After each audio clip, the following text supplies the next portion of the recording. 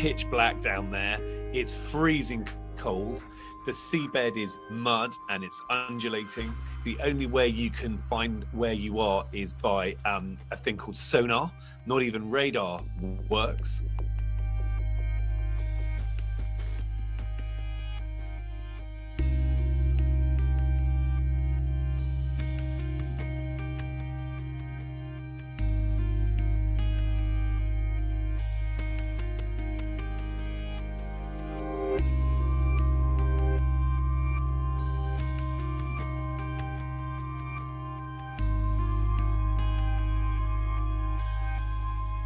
It's really a bit like a moonshot. It's really a bit like being an astronaut going into space.